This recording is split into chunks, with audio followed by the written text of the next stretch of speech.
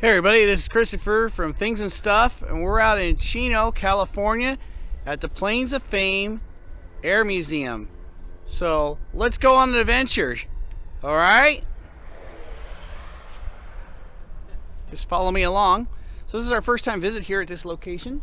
So there's lots of things to see here. There's aircraft from all the way from World War II to the pretty close to the present day. So let's walk inside.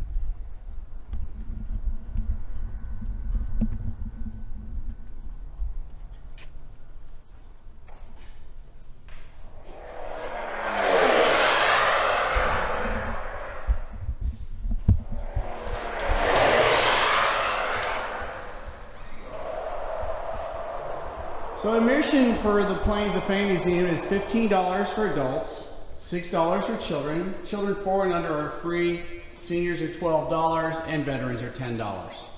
So they have a lot of different events here throughout the year, including an air show. And right now we're walking into their gift shop. So when you come to the Planes of Fame Museum here in Southern California, you're going to get a lot of opportunity to see various different historical artifacts, as well as you can buy merchandise. This is their general store here. Just pan around here and take a little look. So make sure you come out here, support the veterans and the restoration of all this classic aircraft.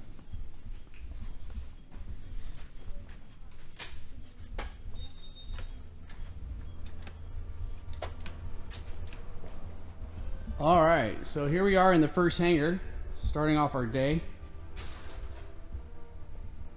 Now I don't pretend to know all the aircraft are in here, but some of them I do recognize. These aircraft here are from the interim war eras, so around the 1930s to just before the 40s roughly, I was informed. All the aircraft here in the museum are actually in an operational state. So they're not all static airplanes. They do have an aircraft boneyard, which we will be taking a look at shortly. But right now, let's take a look at some things and stuff, shall we?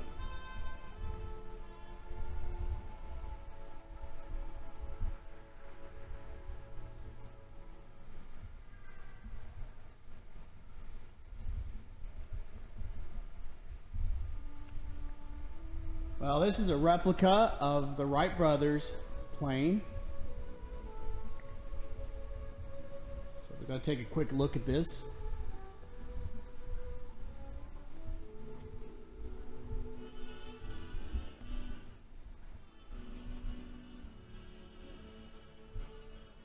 And this placard you're seeing in front of us is depicting the story of the Wright brothers from 1906 to 1915. And they invented the industry of the aircraft.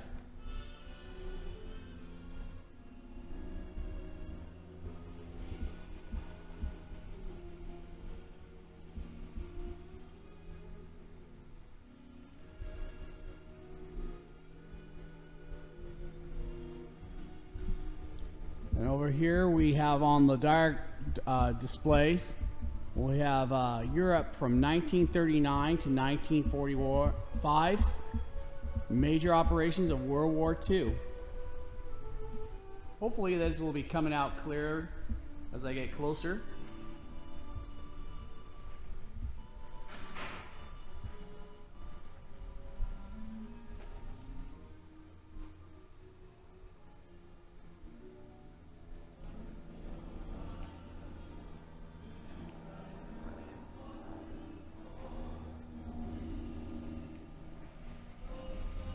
So that is the European theater. And coming up on the left-hand side, you'll see this display representing the Pacific Ocean and operations from the Allies and the territory controlled by the Imperial Japanese.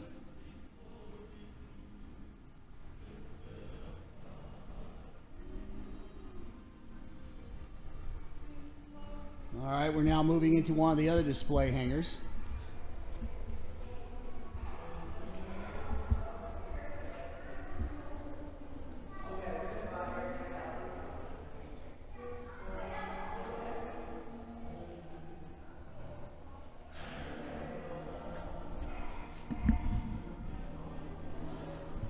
Alright, we're in the second hangar here at the Planes of Fame Museum.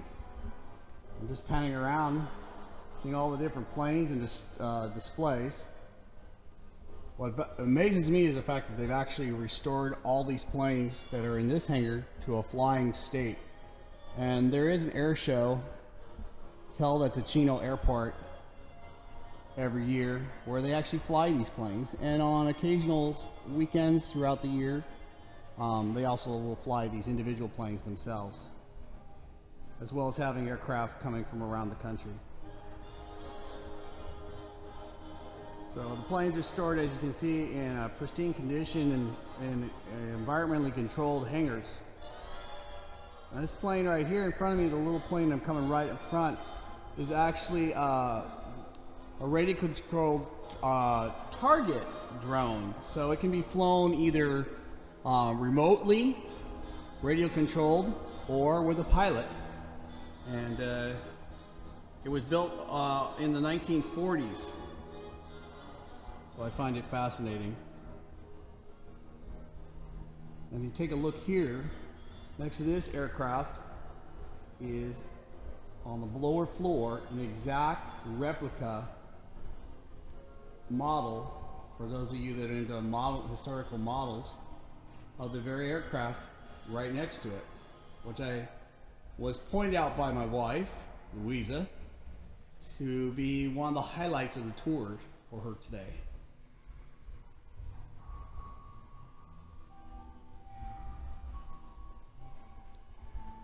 Well, this is just incredibly enticing to those of military and air history buffs like myself. And we're just taking a little gather, walking around. One of my favorite planes of all time, who actually was built before World War II and flew over mainland China before the war actually broke out, involving the United States, where pilots volunteered and they flew in the P-40 Warhawk fighter bomber. It's a Curtiss, and you'll recognize the distinctive design on the front of the plane. And yes, this plane actually is in flying state. Just panning around. You know, what impresses me is the fact that the sheer size of these aircraft. You know, for being planes built in the 1940s, you see a lot of these planes in movies and in drawings, and the video is not doing justice to this aircraft that I'm looking at. They're absolutely huge, and I just find them amazing to look at. The engineering involved in these planes is absolutely fascinating. Now this plane is an F-4U Corsair, actually flown by Major Gregory Poppy Boyington. Now if you know who that is, there was a television series made in the 1970s called Baa Baa Black Sheep, which is based on the adventures that he went through and his air group, which was courageous against the Japanese. And you can actually see this plane. Wow. That is just something, I gotta tell you. I'm just totally in awe of all this aircraft. So, you know, if you're an aircraft enthusiast or a history fanatic like I am, or yeah, I'm definitely a fanatic, this is just really neat. And right now, we're only in the beginning portion of this facility. You know, what is nice about this is I've been to many museums in my lifetime from my childhood, where I've seen aircraft, and I've seen aircraft similar to this, but they're usually just, you know, in a non-operational state. And what I really admire about this museum in Chino, California, is that they actually are airworthy. And what I'd like to also see in the comments, if you were a pilot during the World War II era, or Korea, or Vietnam, and you're watching this video, please leave your comments. I'd like to know your stories, your experiences. If you've been to this museum, also please let me know. What were your thoughts on it? I'm enjoying it, and we're going to enjoy some more. So let's continue on. All right, we're now stepping outside, and I'm going to show you some of the planes that are outside as well as the hangars. So bear with me looking in. There's a little bit of glare coming at me, so I'm going to try to minimize that as much as possible, as well as some of the camera shake. But please keep in mind I am walking around and I'm looking as well as you are. And once again, I don't pretend to know all the aircraft, but hopefully you might recognize some of it.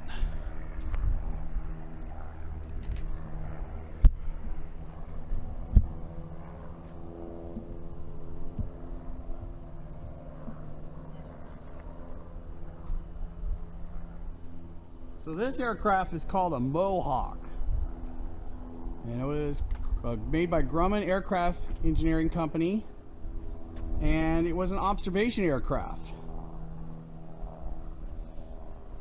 I just think it's really a neat looking aircraft.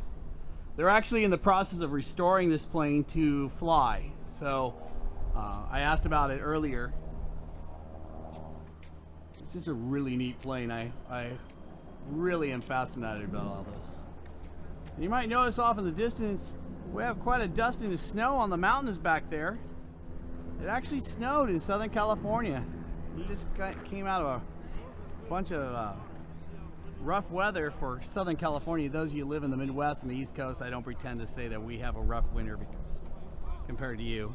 In fact, most of my relatives are from Chicago, so they would say to me that we've got it pretty good here. Now, correct me if I'm wrong in your comments here, but this plane right in front of me I'm looking at was one of the early jet fighters used during the early part of the Korean War.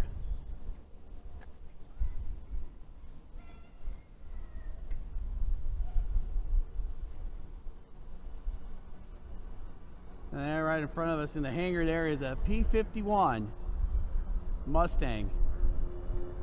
That's just amazing. All right, let's go on in and take a look inside one of the other hangars now.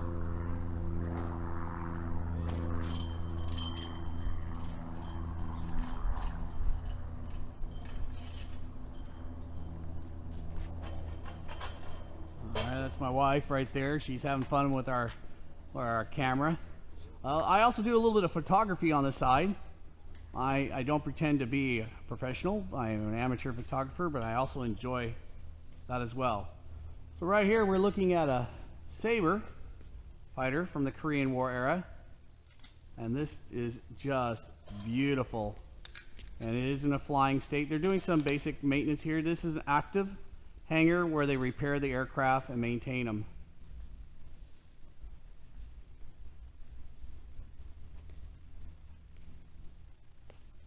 Now this one is a B-25. Now this plane I was reading earlier was used extensively through the war, and a lot of you also remember them. They were from the Doolittle raid. If you remember in World War II, right after Pearl Harbor, about 4 months after, the Doolittle raid was actually executed off of American aircraft carriers on pretty much a suicide mission to fly over Tokyo, and then they would run out of fuel. Many pilots died or ditched the planes on their way past Tokyo towards China. So this is quite a piece of history I'm looking at right now.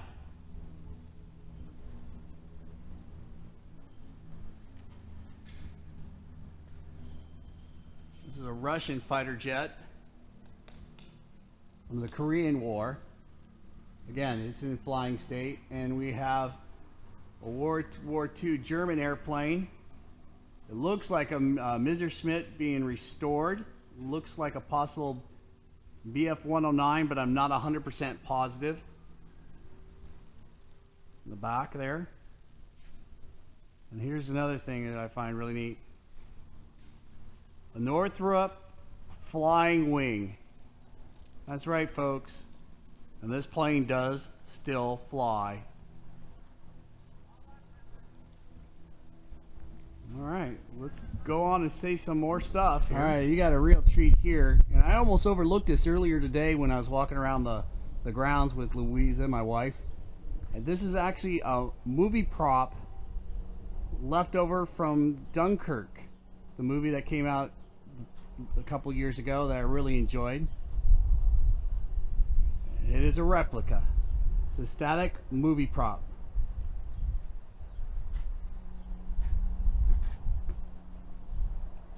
And Dunkirk is one of my favorite movies.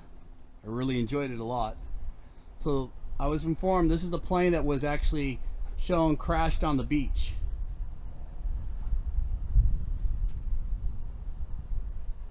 So take a look inside, shall we? And then you can tell it looks like the real McCoy up close. Until you actually look inside, you see there's really not a whole lot of instrumentation, just some parts to give that look for the actor. But still, it's really neat, isn't it? I find it neat. All right.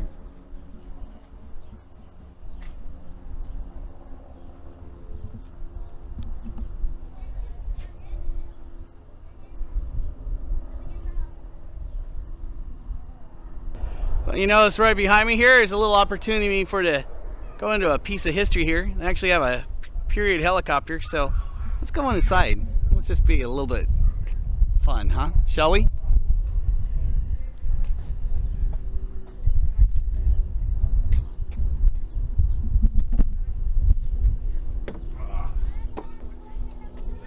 Oh my goodness. It's a little tight in here. And I have to let you know, I don't have a pilot's license. And if you have a pilot's license, maybe you've flown one of these. I'm not even sure what this type of helicopter is. I won't pretend to know, but this is pretty neat that they have these little static displays that you can go on and sit in the aircraft or learn about from the veterans. But I got to say, I was in a piece of history right about now. Well, I don't want to take up too much of history's time, so I'm going to try to squeeze out of here and continue on with our tour.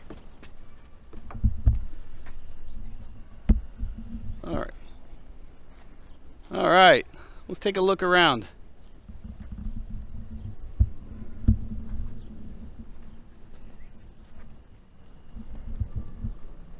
Now, this area they call the boneyard. There's a lot of different airplanes in a state of restoration, so they're not all ready yet to be brought inside the hangars. But when I did ask, this, like I said, this is an active boneyard where all these aircraft eventually they're planning to have put back to a state of readiness where they can actually fly them.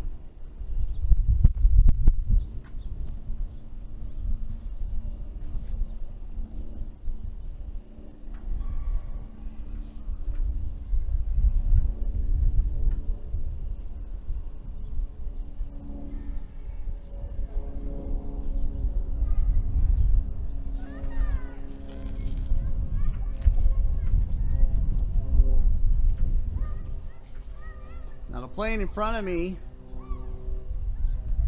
is, if I recall, from the Korean War era, and it was used on carriers. I'd like to know in the comments if any of you flew with the Marines during the Korean War era, actually the make and model this plane, because I just find it just really neat, and I hope they do eventually get it to airworthiness state. All right, let's just keep walking here. Bear with me.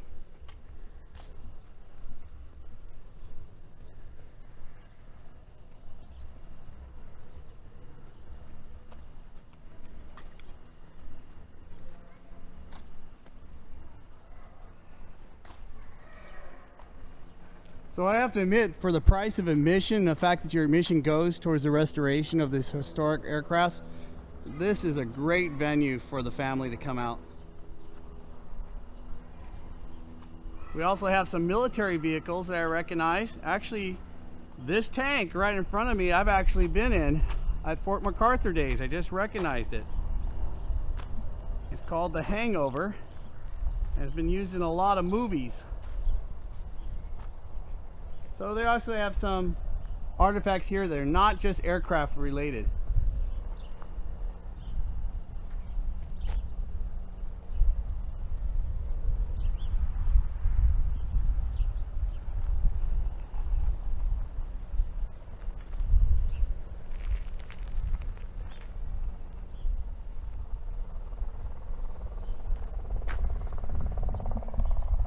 Well, that was neat.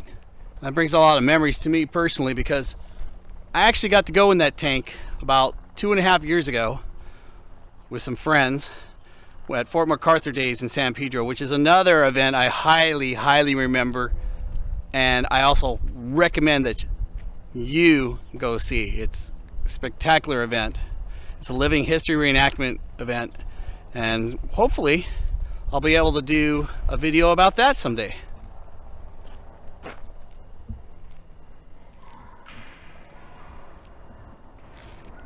Okay, we're about ready to go into one of the other hangars right now.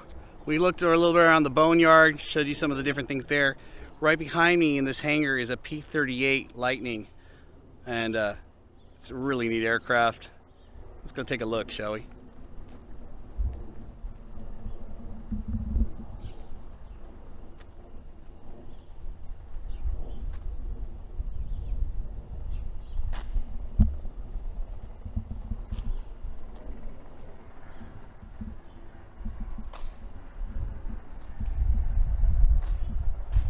Now, I don't know the history of this particular plane, but a lot of these planes were very instrumental in attack roll against the Japanese. And this one was flown by a pilot named Captain Perry J. Dwall. I hope that I'm pronouncing that right. We have a little museum inside the hangar itself, where you can learn all about the aircraft and its performance and its history throughout the war.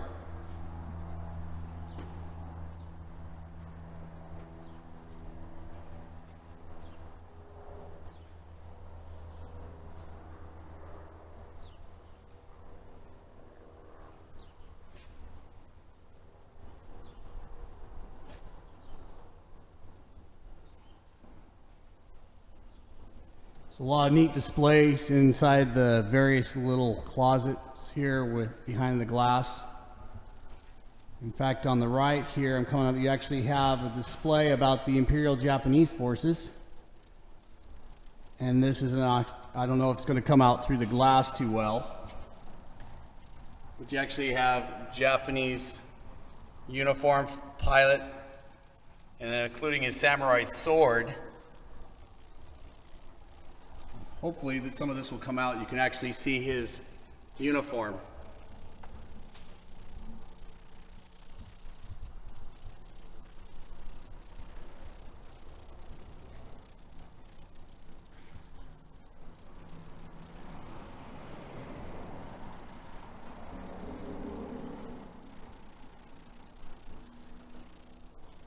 Now, what is amazing about this aircraft is just how instrumental it was against the Japanese. I was informed. It's a very popular plane. I don't know how many of these are actually still in flying conditions, so this is quite a sight for me to take in. And down below here, it actually shows some of the rations that pilots would have, or if they had to ditch their plane and bail out. Trying to get a little bit in there. Hopefully you can see it.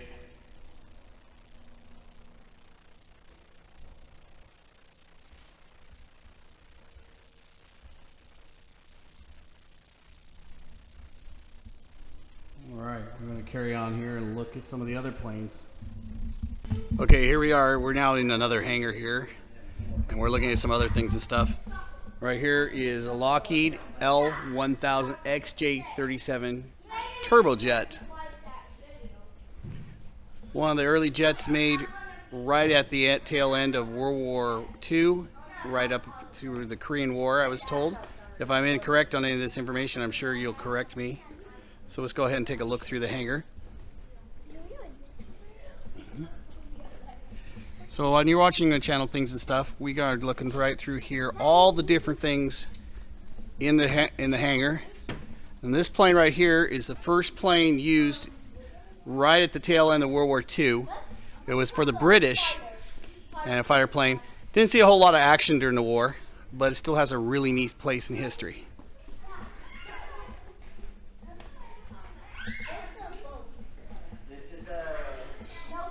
So taking a look here, we're just walking around. So also, if you know anything, the history of any of these other planes that I don't know about, like I said, I just said earlier in the video, please let me know. Give a like, comments, and we'll learn together. And I hope to return to this museum in a future date. So right now I'm just panning around. So let's take a look at this plane right here. It's right behind me, which I mentioned. And this is the Gloucester Meteor. It's a really neat aircraft in my opinion. I don't know a whole lot about it other than what I've seen in a couple films and movies, but it was made by the British, and I'm just going to read a little information here. It could go 585 miles per hour, and then its cruising max speed. When it was at max regular straight out speed, I find it interesting that at 22,000 feet, it could go 436 miles per hour. But its cruise speed was actually faster than at a lower altitude. So those of you that are pilots probably know the reason for that, and I'd be curious as to why that is. So. Now, when you make your comments here or suggestions, if any of these planes are of special interest for you, I really like World War I. They actually do have some World War I planes, or planes from the Great War, here in the museum, and I'll make sure we get a few of those in here. In fact, they have a Fokker DR1, which is really neat. And if you know anything about the Fokker Scourge during World War I, Richthofen made that plane famous. Though it was a plane he didn't fly for very long, but you see him portrayed in that all the time in movies.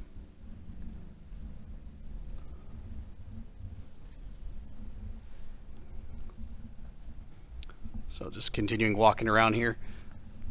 Now, if you have a museum in Southern California that you want me to go to, please let me know as well, and I'll try to make a trip there.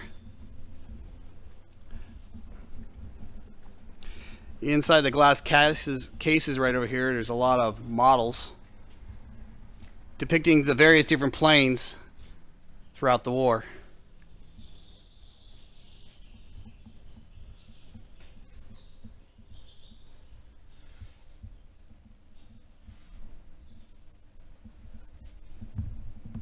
Okay, we're now looking at a Russian MiG from the Vietnam War era, and it's a recon fighter. It's called a MiG-21R, NATO codename Fishbed H. So any of you Vietnam vets probably recognize this plane.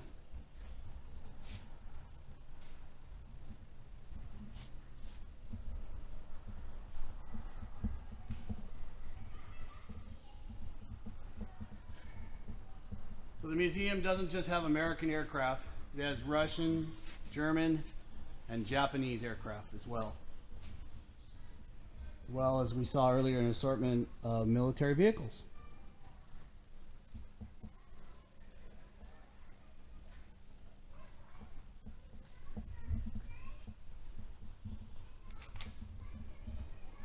Now, planes you're looking here in the video are planes that were used in a lot of aerial racing. Aircraft racing has been popularized all the way since the early days of flight, and these are some of those planes that we're looking at right now.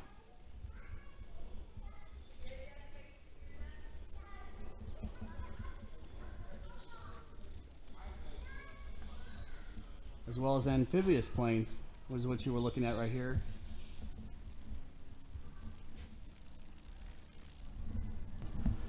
Okay, the next hangar I just walked into actually has a lot of German aircraft from World War II, including that Fokker DR1. But right now, you're looking at some of the German planes from World War II. So let's take a look.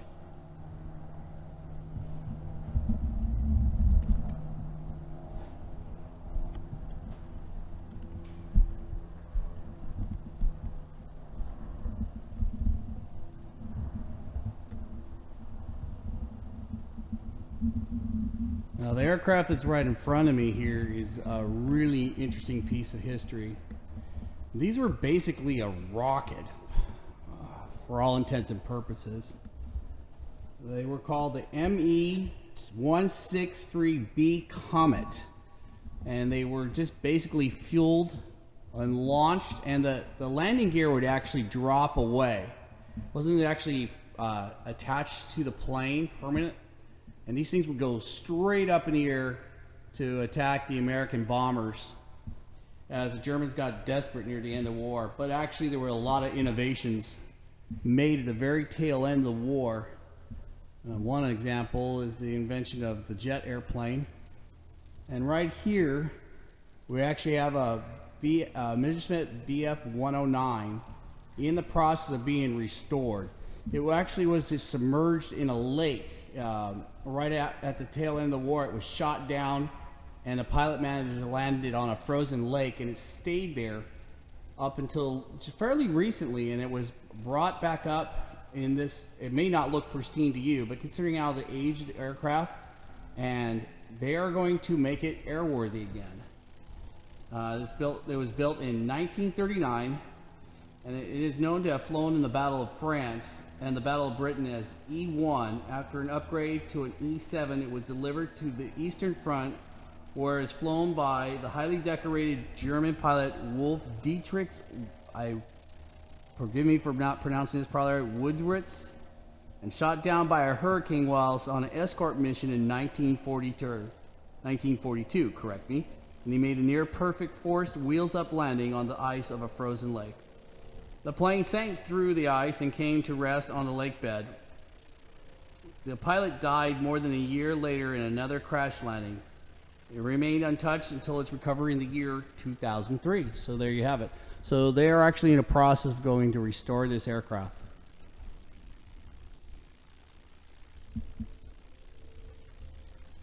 Here's one of the other German aircraft. These were really neat. They were basically had the jet engine mounted on the top. Now these planes actually consisted of metal as well as some wood. They were really neat aircraft. I've never seen one of these in my entire life. I've read about them in books and seen them represented in some movies, documentaries, but I have one right in front of me. Let's go take a look. So it's called an HE-162A Salamander. Now that's the name I assume that the Allies gave it. Let's continue on.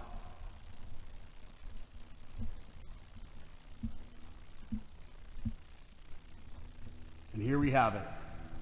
The plane I've been looking forward to seeing. A Fokker DR-1. It also was used during World War I, and its Fokker DR-1 was one of the most famous planes of World War I. This was due to, in no small fact, in part to association with the Red Baron, Manfred von Richthofen, and his flying circus. Now the reason they called it the flying circus is because all his planes had a unique paint scheme, so they would call it the circus of the air. Although flawed and is not as fast as other fighters in early types, and it was known for had wing problems, though the Fokker DR-1 was arguably one of the best dogfighters of war when in the hands of an experienced pilot. And Richthofen, obviously, as you know, was a very talented pilot. He was an ace. And there you have it.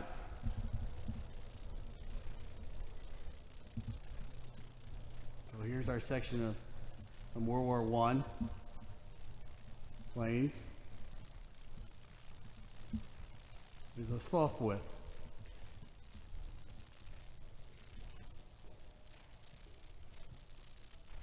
And now we're moving on throughout the hangar. You're actually just going to see some Japanese planes from World War II.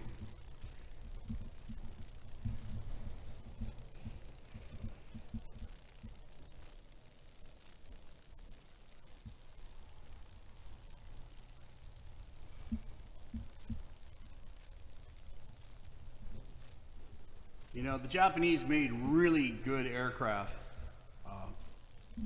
Considering the limitations they had in minerals and supplies, in metals and woods. In fact, the Japanese perfected the tactics of aircraft carriers. And that was why they were so instrumental in the attack on Pearl Harbor. in World War II. Their pilots were actually better pilots than our pilots in the beginning of the war, though that came to be challenged by mid-war.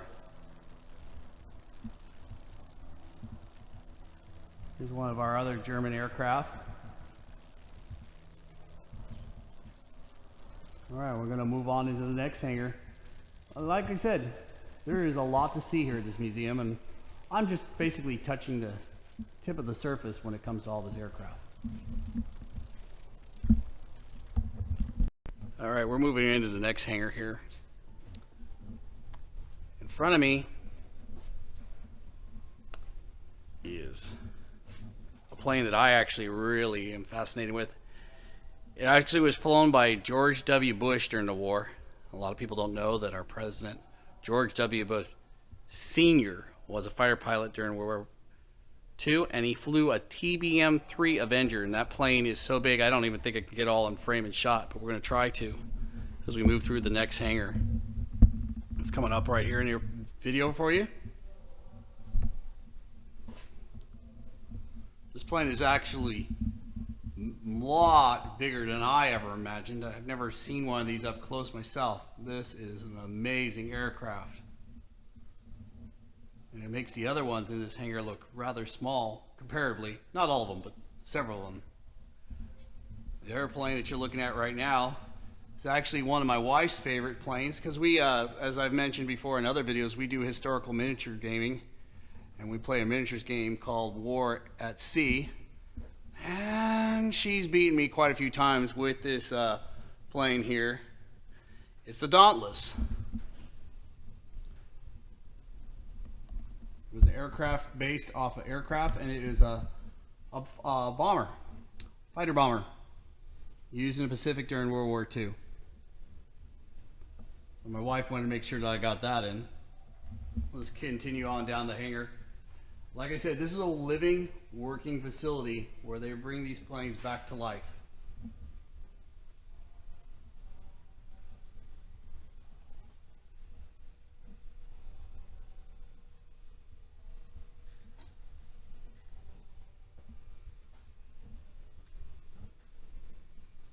Absolutely fascinating. Well, there's a lot of displays. This display right in front of me is about the Battle of Midway, which happened on June 4th, 1942. It was one of the battles in the Pacific that decided who was going to dominate the Pacific by air power, and the Americans became victorious at a great cost of life. There's a flag right down below, captured at the Battle of Iwo Jima.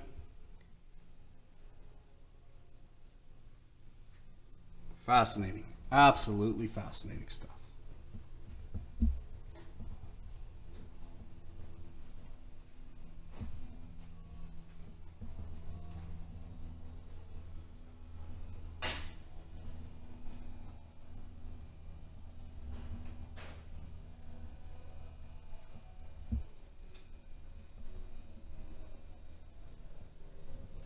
Here we go. Here's one of the fighter planes I remember in childhood. I forget the name of the movie I saw as a child, which actually depicted this fighter aircraft that was used during the Korean War. And it's an F-9F at 5P Panther. And it had collapsible folding wings, and it's actually of the jet age during the Korean War. It was operated by the Marine Corps.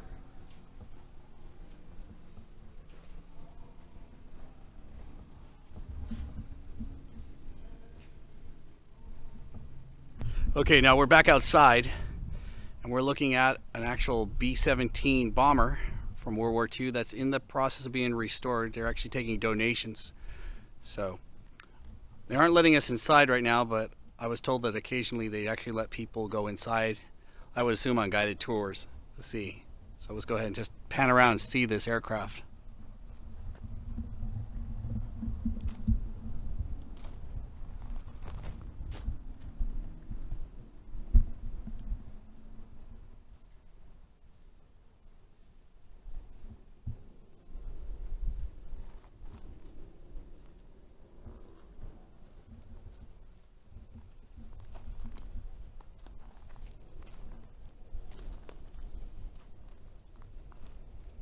its aircraft and many of its flying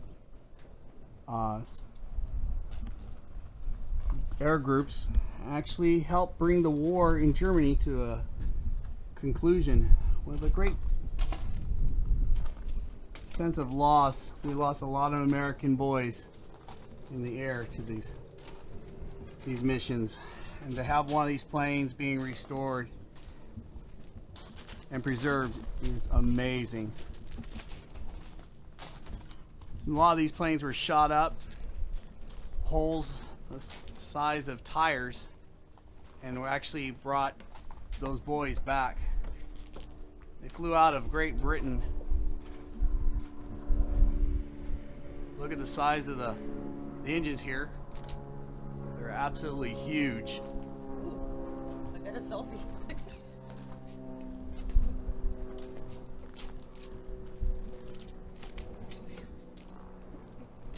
Okay, well there you have it, folks. The tour of the museum called Planes of Fame in Chino, California. And this is Christopher. Thank you for taking a little adventure with us here in Chino, California at the Planes of Fame Museum. And the next time you're looking at a channel, maybe we'll do some more things and stuff. Till then, wish you well and thank you for watching.